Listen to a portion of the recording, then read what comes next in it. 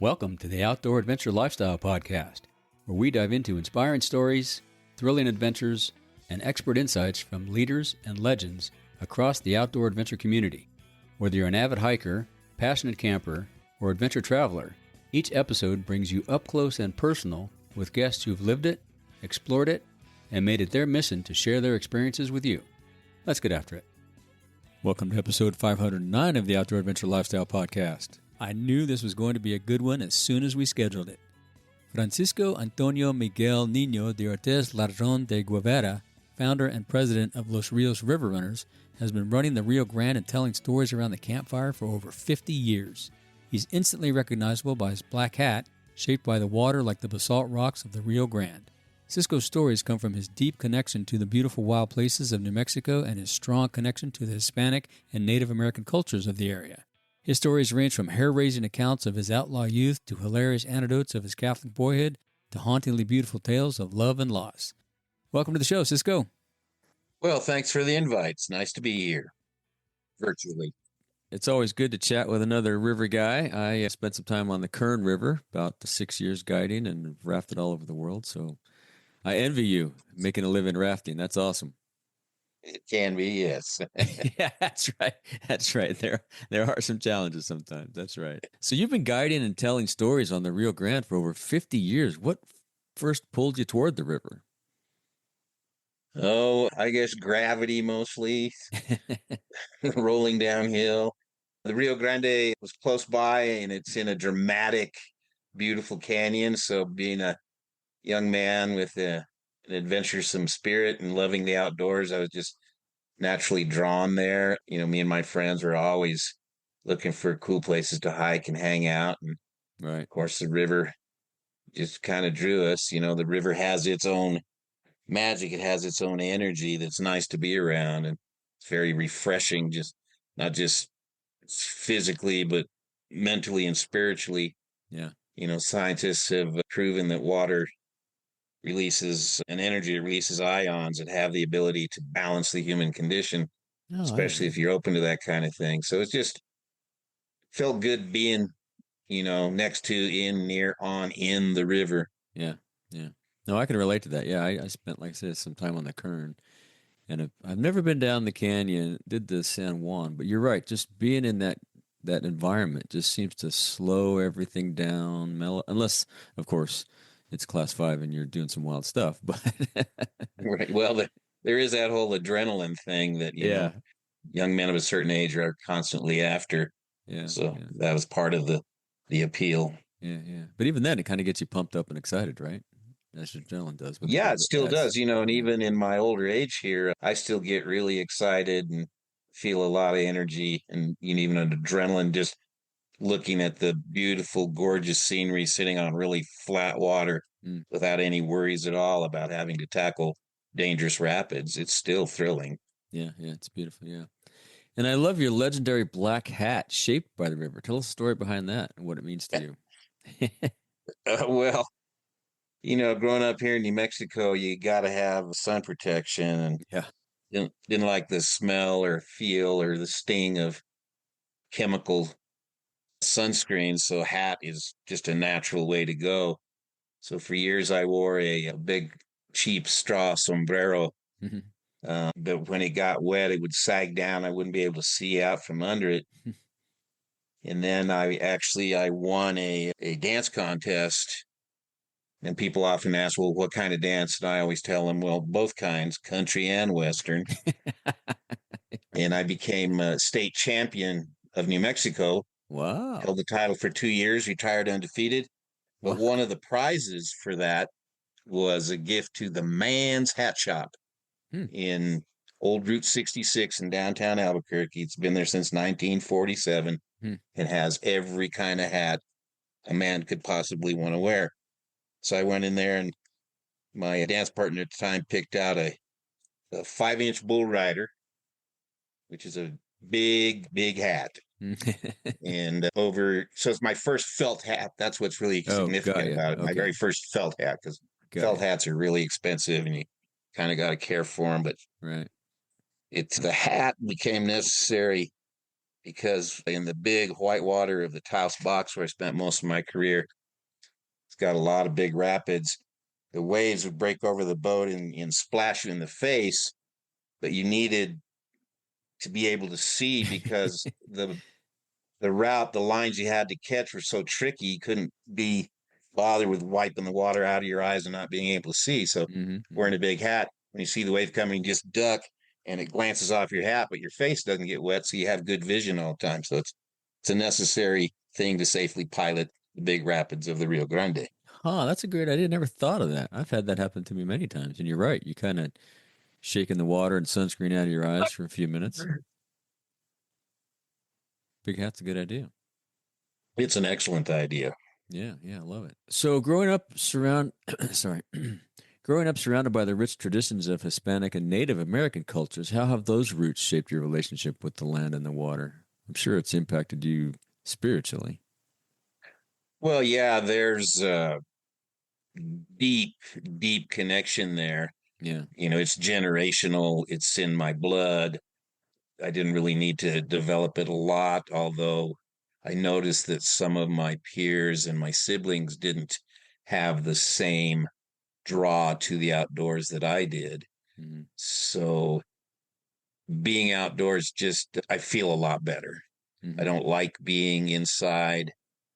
The thought of, having a job where you'd have to sit in a little cubicle under fluorescent lights, that would be hell for me. The fresh air, the sunshine, feeling the weather, just helps you feel your place, your part in the world. It makes you feel small and insignificant, but it also gives you this tremendous connection to the universe. And native teachings, both the Hispanic and the Native Indian, are deeply rooted in that belief. Everything that I was exposed to, taught, heard, witnessed, experienced, just reinforced how important it is to be connected to Mother Earth and to respect and protect the environment. Yeah. Well, that's well said. It's I've had a lot of that experiences as well down there and other places, and it just gets right to your soul, doesn't it? It's amazing. Yeah. I'm not sure how that happens, but I love that. What's your family background? Is there any native culture in your family? Yeah, I am mestizo, Okay. mixed. So the European side of my family came here with the first conquistadors in 1540. Wow. And then returned again in 1598 with the first settlers under Oñate and married with the local Indian population. We've been around ever since. I'm more than a third native North American Indian, and then Basque, Spanish, Portuguese, a bunch of other stuff from the Iberian Peninsula. And that makes up a majority of what I am. And mestizo it's an interesting thing over the years. People have shunned it. People have embraced it. Lately, it's becoming more and more embraced. I remember one time walking in a big city somewhere when I was a little boy with my mom, and there was these couple of these obviously very wealthy Hispanic ladies walking in front of us, and they had very nice dresses on and fancy shoes and really fancy hairdos, but under their pantyhose, their long hair was matted, all weird looking. It didn't look very nice, It's like, gee, why? Why don't they shave their legs? What's the deal there? It looked gross. Yeah. And I asked my mom, why do they do that? And said, that's to prove they have no Indian blood in them. They are pure Spanish because Indians can't grow hair on their legs. So it's a badge of pride. And so that was back in the 50s, 60s, and then come along the 70s, and all of a sudden, well, having connections to being native Indian is definitely cool. Right. It's positive. And so more and more people started picking up, and then everybody became Cherokee.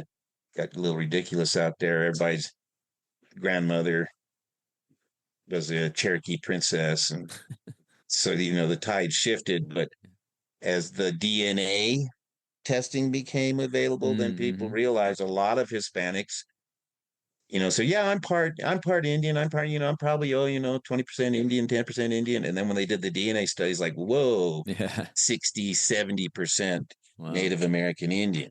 Wow. Interesting. And I should say here that I do use the word Indian, which some people find offensive, but I do not, because one of the theories of how the name came to be is that when the first Spanish explorers came here, they saw how deeply committed to the religion the natives were. And so they were in God, in Dios. And that's where the word came from, Indian, in Dios, in God. And then, the other theories are Columbus was lost and thought he was in India, et cetera, et cetera. But over the years, my full-blood native friends, which I'm very close to, they take pride in being Indian. They love the Indian mascots, the Chiefs and the Braves, and they're big sports fans and participants, and they love that stuff. It's not offensive to them.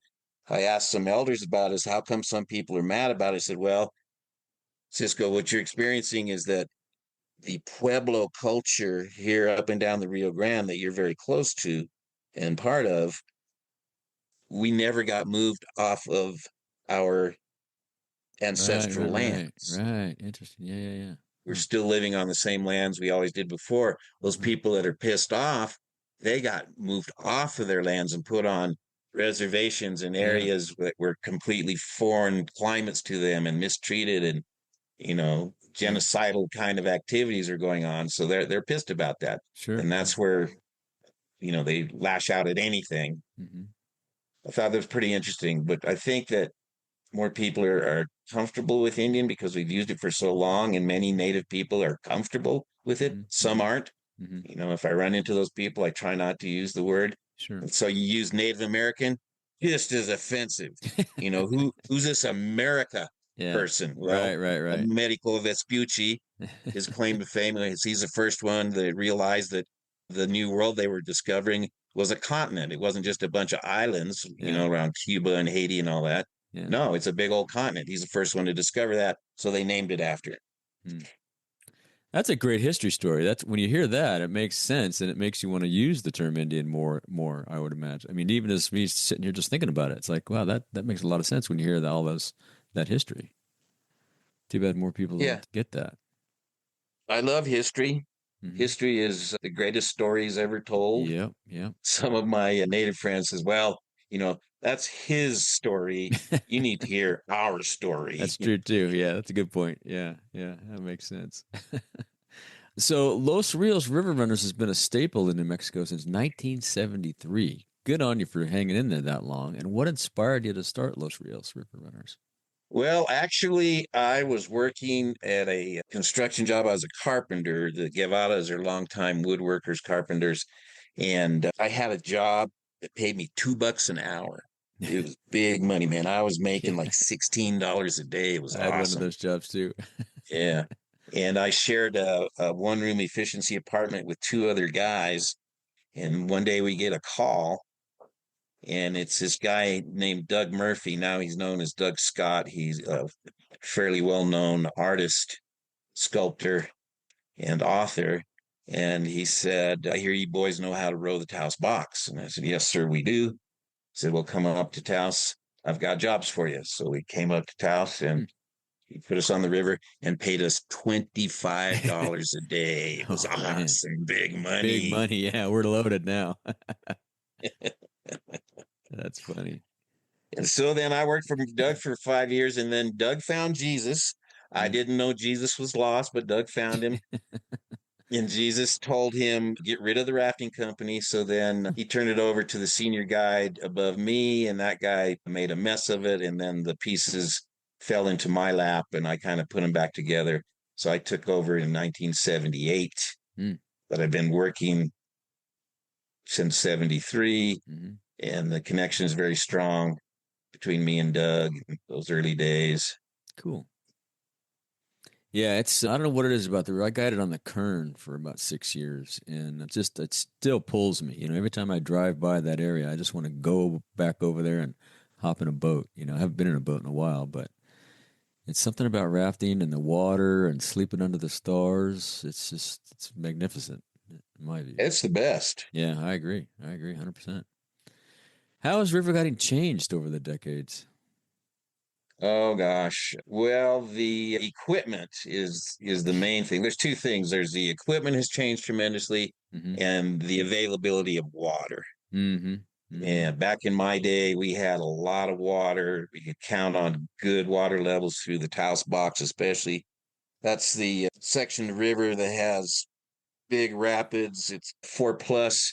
A lot of people that run with us said that, that's really class 5 stuff. And yeah, we know, but the insurance company told us if we called it class 5, they'd charge us more. So it's 4+. That's right.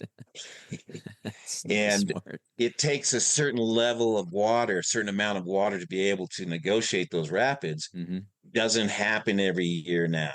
Mm-hmm. In fact, we have very, very limited box seasons, and that makes it really difficult to train new guides to replace the older guys that are retiring. And so the availability of guides that are qualified for the Taos Box is becoming less and less, and the opportunity to run the Taos Box is becoming less and less. Mm-hmm. That's the biggest difference between now and then. Yeah.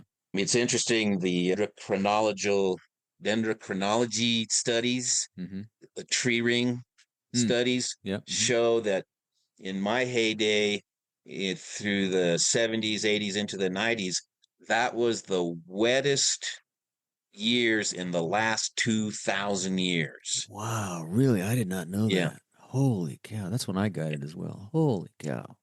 And so then I'm thinking, well, if climate change is going to happen, and we're normally the great Southwest desert, then climate change should change us into the great Southwest rainforest, and we'll have all sorts of water. Mm-hmm. So I'm keeping my fingers crossed. You got your hopes up. I like it. Optimistic. You got to be. Yeah. Yeah. Then, of course, the equipment, the major difference is self-bailing boats. Right. I mean, that makes all the difference in the world right there. Mm-hmm. We never let people have paddles because they would just hit each other with them, lose them, fall out of the boat trying to paddle. Just didn't work. Yeah. Their job, what we depended on the passengers to do, was to bail the boat, get buckets of water out of the boat between the rapids. You didn't have much time because the boat would get way too heavy. Yeah. And that was their main job. Hang on, don't fall out. And on command, you bail the water out of the boat as much as you can, as fast as you can. Wow. That's one of the big differences. Of course, now people are more inclined to want to be more participatory. They want to have more knowledge about the areas. And I mean, real lately, the big change is there's a large number of the demographics out there that are adverse to risk. They grew up on soccer teams that didn't keep score. Right. Everybody won a ribbon, got a trophy. Exactly. And so they are not so inclined to want to do risky things. You don't drink out of a garden hose. You wear a helmet doing everything, which is totally opposite of when I was growing up. Yeah. And I'm finding that if they do have a penchant for having that, gravity sport risk desire, then they do it themselves. They don't hire outfitters. So we're actually seeing, and I believe this is across the board, we're seeing less and less people willing to hire outfitters to go rafting. Do you see more people do you run a school to teach them, or do they just give it a shot and see what happens? I mean, we have a whitewater school for our guides, and of course, there's a trickle of people that just want to take the course just to learn. And there's a number of opportunities where you can do that. And then some people just go out on their own. But really, I think overall the sport is in a bit of a decline. We saw the same thing happen to skiing. It's not a growth sport. There's just enough new people coming in to replace the old people that are retiring. And that probably Do you think that's location dependent though? Because I live near the Eastern Sierra. I lived in Bishop, California for years, and Mammoth was always, always had people. Well, didn't have the skiers if there wasn't any snow, but there was always people up there wanting to go skiing. I don't think that's changed, and I don't know about the Kern River, but in certain places there's still like, in Colorado, people are still drawn to skiing. Right. Yeah, it might be a little location. Well, I haven't checked the actual statistics lately, but I used to be pretty savvy about that kind of stuff. I serve on the Lodgers Tax Advisory Board for the town of Taos, and I'm on a destination stewardship committee for the county of Taos. And so they tend to have up to the date statistics for us to consider and look at. And that seems to be the trend. Of course, the whole thing, when you look at those statistics, it's completely blown out of the water because of the COVID phenomena. Right. Once they let people out of lockdown of COVID, travel went through the Exploded. roof. Right. Yeah. And then it fell off. Yeah. And so we're trying to get back to pre-COVID states with that one anomaly of, wow, yeah, we had a zillion visitors here and we thought it was going to be like that for the rest of the time. But no, it didn't. It was the bulge in the bow as people were pent up. Yeah, interesting. Yeah, exactly. Yeah, I haven't followed that stuff in quite some time, but I still get out. I don't really follow it like I used to, but you sure still see people everywhere. I just got back from Bishop last night, and man, it seems like it's getting more crowded than ever. But yeah, well, that's true. There's more people than ever. That's true. Yeah, the numbers. And you can't blame them for wanting to get outside. Oh, no. I love that. The more people that want to get outside, if we help them have a good time and coach them up on the stewardship, then the more people there are to help protect the outside, which we need. So, yeah, that's really important. What you just said there, the stewardship. In the early days when they were trying to make the real Chama wild and seeding, it's like, man, that's just going to get a lot more people over here. And I don't know if we want to be involved in this. And it took them a while, but yeah, you need a certain number of the population to be aware of something to get it the best protection that it deserves. Because if not, then it's at risk. That's right. Yeah, that's right.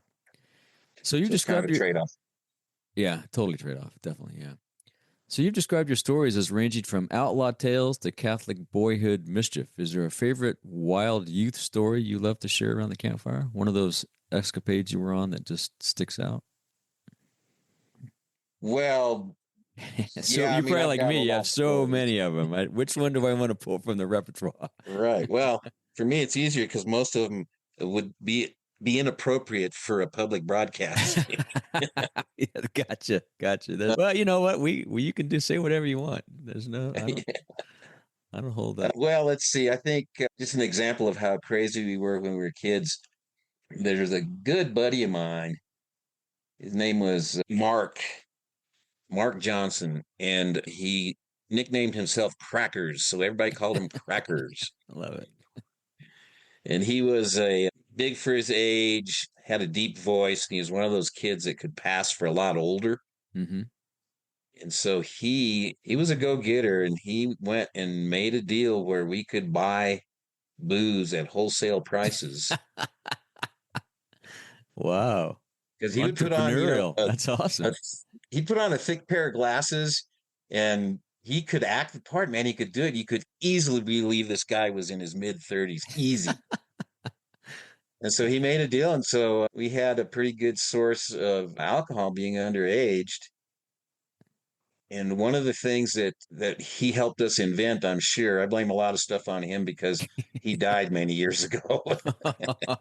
Gotcha. You'll pay for that someday. Right. Tree riding became a sport when I was a young man. And if you've never heard of tree riding, what it is you get a group of people, you need at least 6, preferably 8 or 10, and you pick a ponderosa pine tree that is thick enough to hold the weight, but thin enough that it'll bend. So you're talking about a tree is probably 18, 20 inches in diameter at the base. Uh-huh. And then you climb up into the tree as high as you can get, as very, very high as you can get. And of course, this would be aided with a bottle of whiskey or tequila or something. Sure. And all the people are on one side of the tree, and one person, the rider, is on the opposite side. And when you get up to the top, then you start swinging the tree, and because there's more people on one side, the tree bends more on that side, Holy and it cow. starts getting closer and closer to the ground. And then when it's close enough to the ground that you can jump off safely, then that side jumps off, and the rider who's on the opposite side holds on for dear life, Good because if they God. don't, they're going to get flung through the treetops. Right. And the tree Slingshot. goes waka waka waka waka, violently slapping back and forth. It was really fun. The biggest Jeez. tree we ever rode, it was a big one. We had, I don't know, at least probably 12 people, including somebody's cousin that was visiting for the summer. And we picked out this tree, looked like a good one, and we got our bottle of tequila, and we shimmied up the tree as high we could get, and we did the, bend, bend, bend. And then you have to coordinate it. So when you come down, you see, okay, next time, you call out next Yeah, time, yeah, yeah. but instead of flexing, the tree broke Oh, and it jeez. fell, Oh. and everybody jumped out of the way except somebody's cousin, and he got hurt. Ooh. And I remember, we pulled the tree off of him, and he was obviously in pain, so we drug him over to a ponderosa pine tree and leaned him up against it, gave him a beer, and had one of the girls volunteer to sit with him. And we went on our partying ways out there, way out in the woods, Yeah. like we used to do. And then she came over and said, "Guys, he's hurt really bad." Ooh. And yeah, poor guy, turned out he smashed 3 vertebrae and had to get him fused. And Oh, wow. that was the very last time we ever rode a tree. Yeah, I can imagine. Yeah. Man, that must have been wild. I can't imagine doing that. Holy crap. Yeah. That's how nuts we were. Yeah. Yeah. Well, fun, you got to make fun somehow. I Oh mean, yeah. geez. Wow, that's nuts. So I'm visualizing it, but I can't imagine being up there whipping back and forth. That's got to be crazy. But good on you. That's a great story. So you've been called a living legend by the state of New Mexico. What's that recognition mean to you? That's pretty exciting. Well, it's certainly is a great honor. Yeah. They put a lot of effort into making some videos and doing a campaign. It makes sense. They realize that there's unique characters in New Mexico, and that's Yeah. one of the great things of when you visit here. You can probably meet some of us great characters, and the fact that I've led an unconventional life cause people that are aware of me some concern that I've wasted so much of my intelligence and my time. It's like, no, no, no, no. Right. I have done good things. I am a successful businessman. I am concerned about the community, and having a successful business gives me time to participate in volunteer efforts to improve the community and guide the community to a better, more respectful stewardship of our resources. Yeah. So I am totally honored and having a lot of fun with it. Yeah. No, that's awesome. Congratulations. And all the people that you've led and taken on trips and things like that. I mean, that's huge. Yeah. Good for you. Yeah. Yeah. And then that's a big part of the training that we do with the new guides, especially, is letting them know the issues, the facts, the possibilities of what's happening to the threats of our environment. Right. And also the good things that we're doing and the organizations that help us protect and educate in a respectful manner. Because here in Taos, our major clientele are right-wing, conservative, born again Republicans. And a lot of that kind of mind thought does not fit well with the carefree, liberal, let's have fun lifestyle. Yeah. And so we have to be let's careful. protect what we're having fun on. That's the other piece. Exactly. Yeah. Yeah. This whole thing about selling off public lands is just like, whoa, Yeah, whoa, whoa, right. whoa, whoa. Yeah. Yeah. No, good on you. That's congratulations. That's awesome. I have 2 degrees in outdoor recreation, and I keep, when I first told my parents I was going to get a degree in outdoor recreation, I thought they were going to kick me out of the house, but same kind of thing. We get to expose people to all these great activities, but then also while we're showing them the whitewater and the hiking and the, photography and all that stuff, we talk about how important it is and how beautiful it is, and we can't just lock it all up or sell it all off. So, yeah. Right. Yeah. Good on you. Yeah, and it's important to do it in a respectful way and, Yeah. honor their belief system. Mm-hmm. We're all human beings in the same boat, Yep. literally. Yeah. Yeah. We have a saying where we're making the world a better place one raft at a time. There you go. I love it. That's right. Very cool. So, for anybody that has never rafted in New Mexico, what's so special about the Rio Grande and the experience of floating through that landscape? I've been down there, so I can only imagine, but it's just moving in many ways. Yeah, it really is. Well, there's the geology Mm-hmm. is very dramatic and very special. It's the second largest rift valley in the world, second Mm-hmm. only after the Great Rift Valley in Africa. So there's the dramatic scenery, and there's a variety of ecosystems here. Yeah. A lot of places you go, especially back east or other places, it's kind of the same all the time. Mm-hmm. And in New Mexico, when you travel, you fly into Albuquerque and you drive up to Taos, you're going through a bunch of different eco zones, different Right. life zones.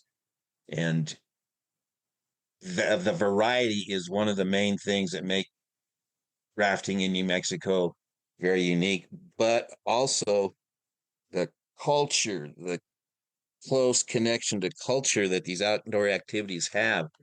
You know, Mm-hmm. one of the famous old sayings that I grew up with is agua es vida, water is life. Mm-hmm. And that becomes very apparent when you're driving through this great American Southwestern desert and you're going rafting. Right. How does that work? Right. And so when you're floating, you get a chance to, encounter some of the native New Mexicans that we hire to be guides, or some of the adjunct personnel when we do feeds or programs. You have a unique chance to experience native peoples up close and personally. Mm-hmm. So the culture, whether you get it right on the river or you make a extra visit to one of the pueblos or one of the Mm-hmm. museums or one of the events, there's tremendously deep, old, beautiful culture to experience and behold and be immersed in, as well as the water of the Rio Grande and the Rio Chama. Yeah. Yeah. No, it's a special place. I've been down there a couple times, and you're right. Going to the pueblo, going to the river, just going to standing out in the landscape. It's just magic, Just something. There's this tug that makes you want to stay there forever. So beautiful spot. Now let me get this talk. Is this called Talk Tours? Do I have to say that right? Tauck, talk is Talk. correct. Okay, cool. So you've told stories for Talk Tours, Road Scholar, and the Taos Storytelling Festival. What's the secret to a great story? What's your secret to a great story? Oh gosh, there's a lot that goes into successful storytelling, and if you can, tell from your heart, Mm, then your story is much more powerful and meaningful and gets across with more energy. I think one of the best pieces of advice that my mentors gave me was there's three stages of getting in front of an audience. mm, And this certainly is very, very true when you're on stage.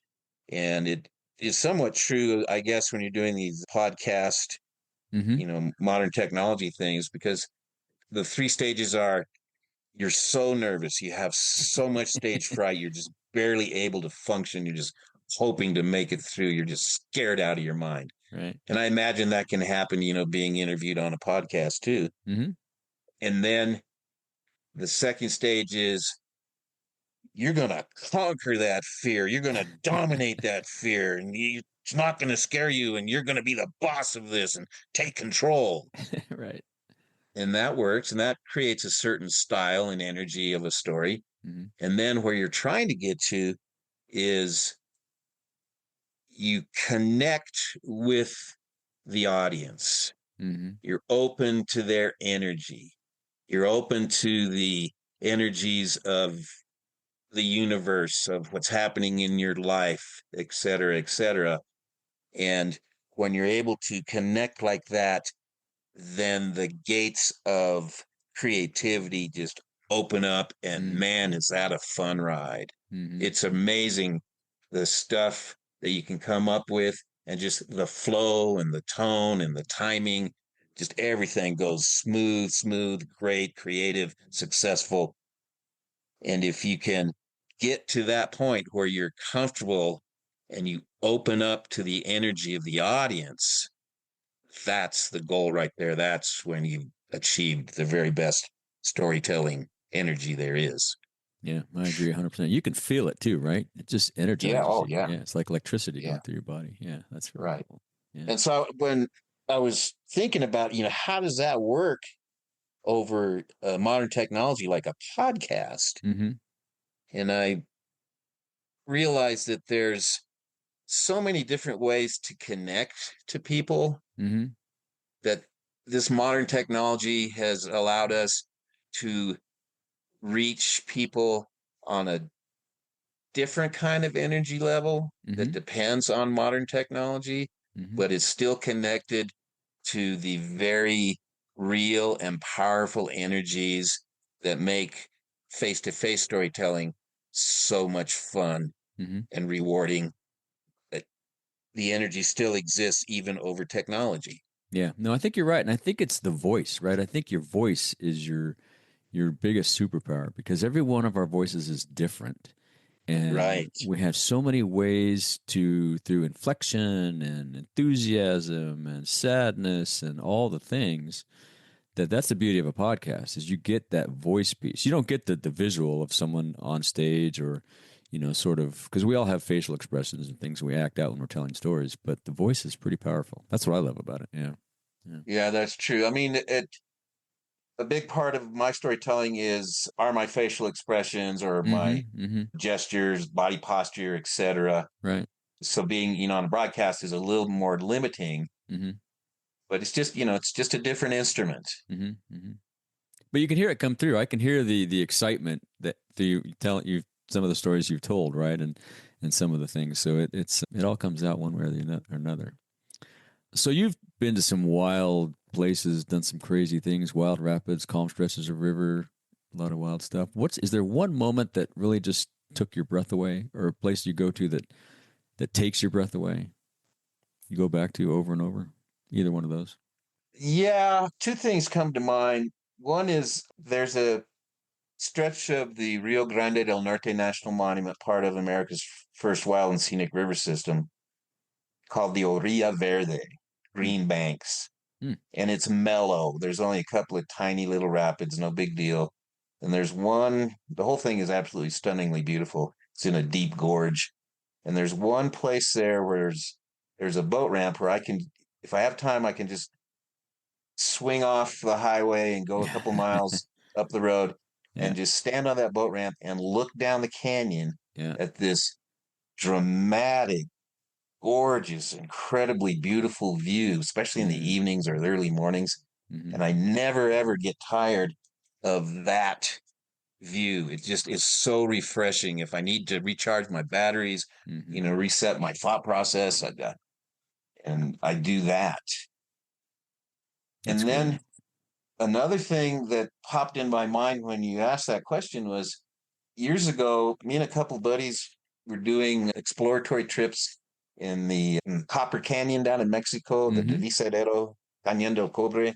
Yeah. We got some first descents down there. It was about over a 5-year effort to do 3 different expeditions down there. And I remember on this one river where we came around and we're really way out in the middle of nowhere. There isn't a road for many, many, many miles, but there's people that live all up and down those canyons. Right. Most people know them as Pararumada. They actually call themselves Ravumari. They live down in those canyons. And we would come around the corner and the women would be doing their laundry and they would see us and immediately run. Scatter. Yeah, scatter. But they would leave their laundry out on the rocks, and they're known for these broomstick skirts that they wear, big, full, long skirts that are very, very colorful. So they spread them out on the rocks, and there's these big, colorful circles with a hole in the middle. Oh, wow. It was just an amazing sight. Very cool. And I remember coming around the corner of this one thing, and they ran up into the caves where they live. They were cave dwellers, and they're big caves, and they're walled off. And it was just the most incredible sight because they had built it in a valley. There was a little side stream that came in there, and the valley was full of these amazing hoodoos, these weird shaped balanced rocks. Just the combination of the hoodoos and the cave dwellers and the colorful circles. Wow. It was an amazing thing. And I had a little Instamatic camera with me. And I thought, oh, I got to take a picture of this. But then, as I have always been taught and always practiced, you never take pictures of native peoples without asking. It's disrespectful, you know. But, we weren't going to stop. It was just too difficult. And I said, oh, you got to take me. No, I had this conversation with, no, take a picture. No, don't. Yeah. Right, so I'm standing up in an inflatable kayak, and I decide, you know what? I'm going to take a picture. So I pull out my little Instamatic camera, and I take a picture, and I stuff it back into my life jacket.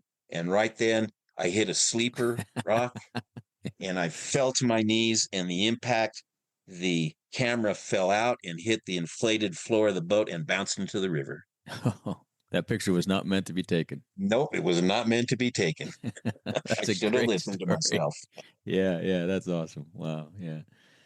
Yeah, it's interesting how I'm a photographer as well, and we do that. I do that a lot, and I do it more the older I get, where it's like, you know what, I don't want to take pictures of all this stuff and show everybody. This is too special. This is too, we don't need a picture of everything in the world. And now the world's all been photographed, but right. Yeah, I've never had that happen, but that's a great story. Are you a solo business owner, freelancer, or sole proprietor? If you're a podcaster, author, photographer, etc., there's a good chance you're like me. You hone your craft, deliver the goods, pay the bills, make the sales, send the invoices, and on it goes. There's always something else to remember. FreshBooks is an accounting software designed for folks like us. The software makes it easy to stay organized, keep track of payments owed and expenses made, send invoices, and accept payments. While there are many accounting software options out there, FreshBooks is particularly well suited for smaller businesses and companies with one main owner and operator. Go to ricksays.com/freshbooks. Get some help today. That's ricksays.com/freshbooks. Get more time to focus on the content, not on the books. So you've appeared on Expedition Unknown, The Bachelor, and other places. Are there any behind-the-scenes moments or experiences there that stand out? Yeah. A lot of standing around behind the scenes, I'll bet. Oh, yeah, that's the thing about movie and TV work, a lot of standing behind the scenes. We got hired for a Tommy Lee Jones movie. I've worked with him a couple times. This one was called Homesman. It's based on a true story of where they opened up the Indian Territory for settlers in 1840. And if you could live on 40 acres of land for a year, then it was yours. Oh, wow. And so these young men back east, they wanted to make their fortunes, make their stake in life, would talk these young girls, 16, 17, 18 years old, into marrying them and going out to, start our legacy. And after a year or two on these harsh conditions, because they literally dug holes in the ground, made houses out of sod. The winters were absolutely horrible. The conditions were horrible. Infant mortality was sky high. And a lot of these girls went insane.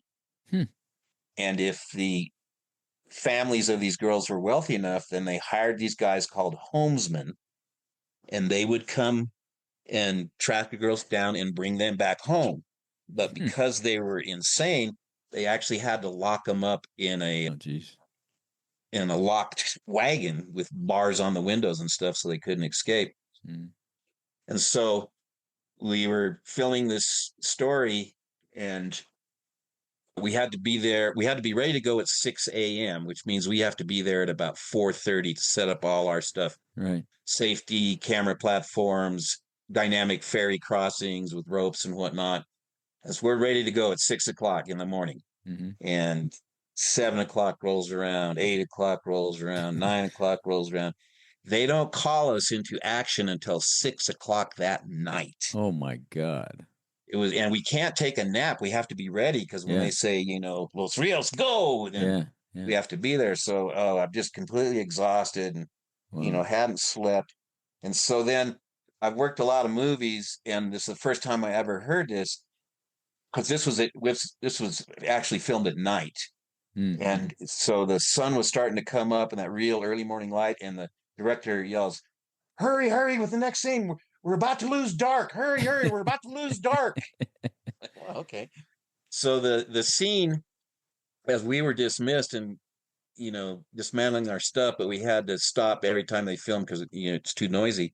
The scene is a ferry comes in off the Missouri River, quote unquote, and stuff is unloaded, including a buckboard drawn by two oxen, beautiful animals, full of slaves. It's a family. It's a young man and woman and their little 7-year-old girl.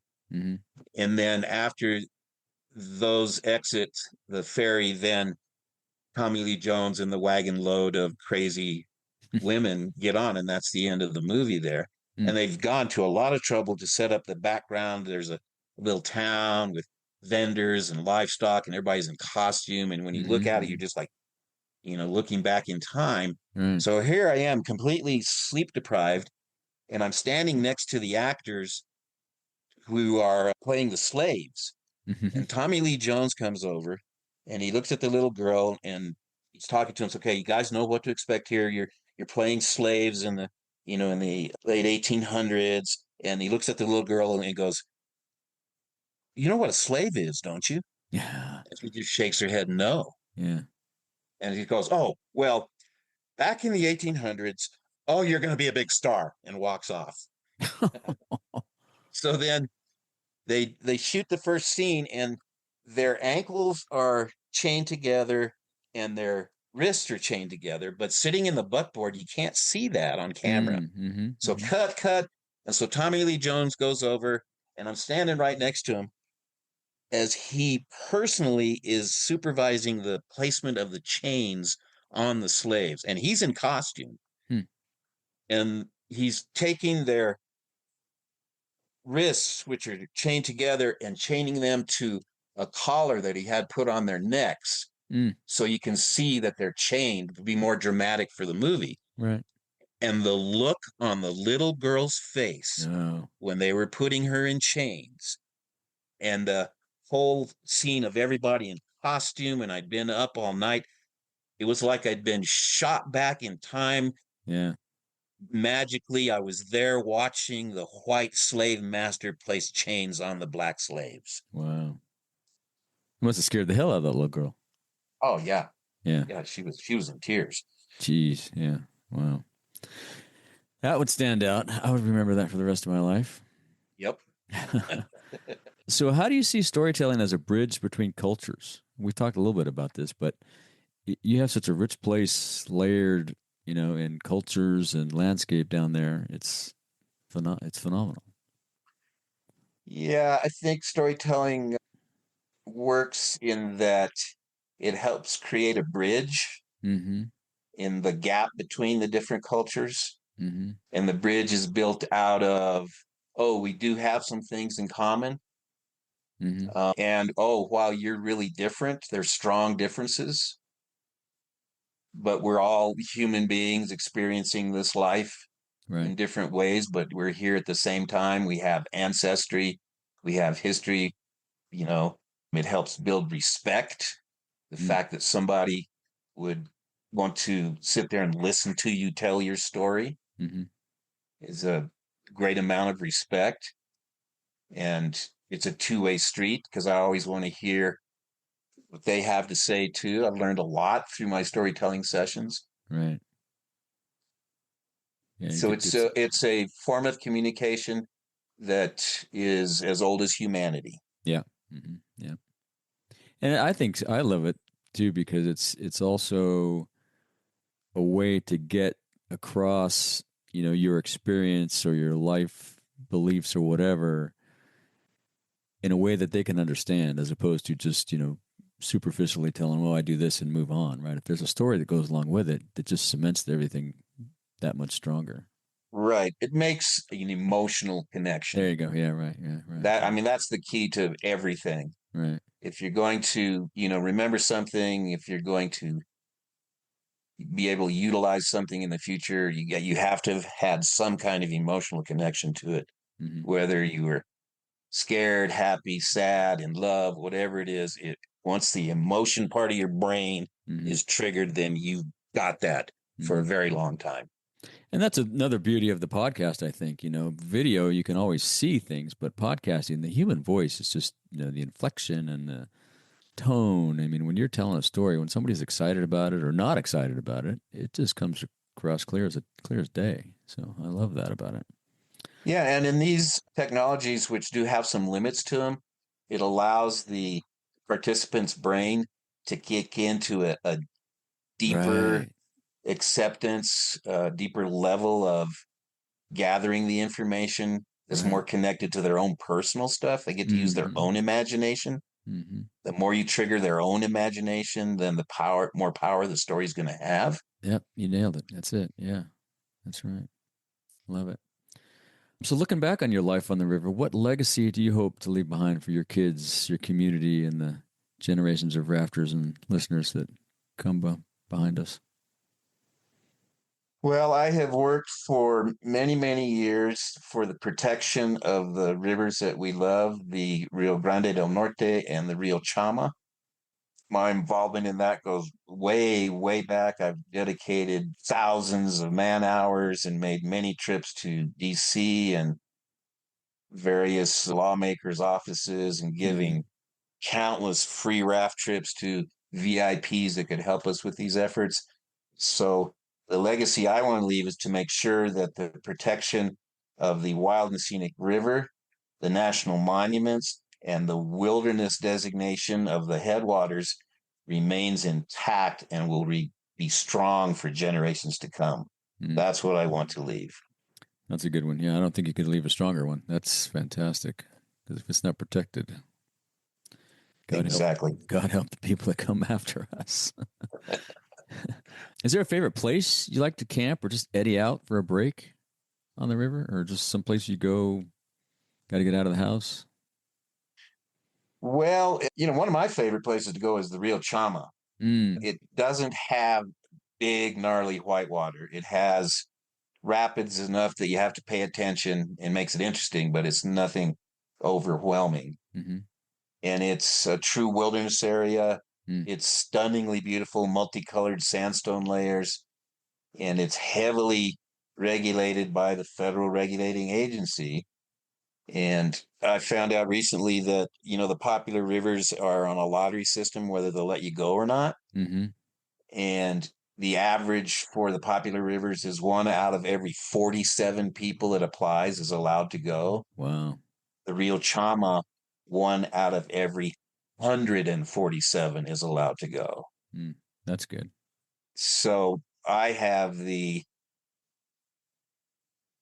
blessing that I can go a lot because they've given me a bunch of launches that I sell to the public, and I personally I can go on any of those, and I take advantage. I get out on the Chama probably 6 or 8 times a year on a 3-day trip. Beautiful. Yeah, I've heard of it, but I've never been there. I'll have to get down there. Sounds like a special place, or maybe I should just leave it alone. Maybe I should let other people go. Right? I mean, there's other places I could go. Yeah, no, it's a very special place. Yeah, I'll bet. It's popular with families because it's not big giant whitewater. Yeah, you don't have to worry so much about your kids getting swept away. That's right. Do you have a favorite piece of gear, river gear, or other just outdoor gear that you never leave home without? Well, pretty much my life jacket and my ammo can. Yeah.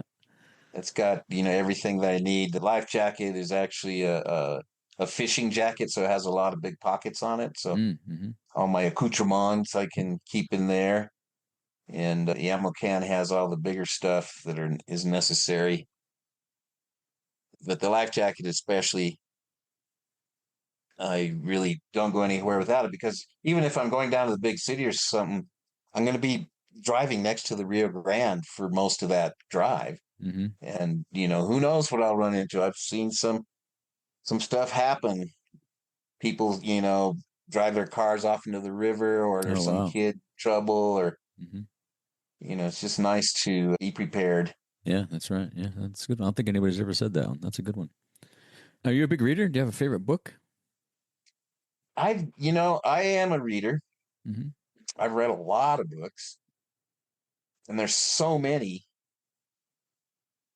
I guess There's a lot the of good proper ones. thing to say is the favorite book is the one I'm reading now. Mm-hmm. Mm-hmm.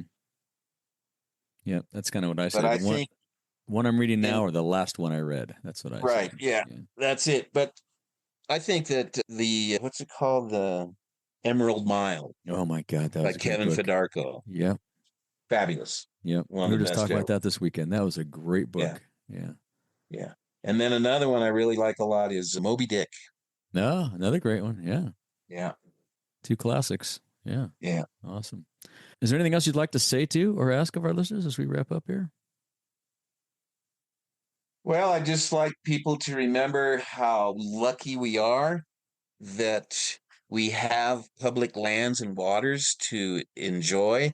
And even if you don't enjoy them directly, it benefits you in a lot of different ways. Mm-hmm. The abundance of wildlife, the clean air that these places produce, the ability of society to stay balanced and respectful is helped by being near and experience these wild places. So you don't even really have to visit it. Just knowing it's there should give you a great sense of pride and energy and calm. Mm-hmm. Mm-hmm. And so don't be afraid of protecting public lands. We need them. Yeah. Your children, your grandchildren, etc. We all need these public lands. Mm-hmm. Yeah, we need the space. The world is getting so crowded. Cities are getting so crowded. We all, as humans, need space to get away from all that, I think. That's right. Yeah. Well, it's been great talking to you. Hopefully we can get together down there. I'll make a trip down there. But yeah, thanks for coming on the show. Should. Yeah, I definitely will. Well, thanks for coming on the show. You bet. Thanks for having me. It's been a pleasure. Thank you for joining us on another episode of the Outdoor Adventure Lifestyle Podcast. Be sure to visit our website, ricksays.com, where you'll find show notes and links to everything we talked about and more. And while you're at it, if you found value in this show, give us a rating on Apple Podcast or spread the word and tell a friend. That would really help us out too. Be sure to tune in every week, and thanks again for listening to the Outdoor Adventure Lifestyle Podcast.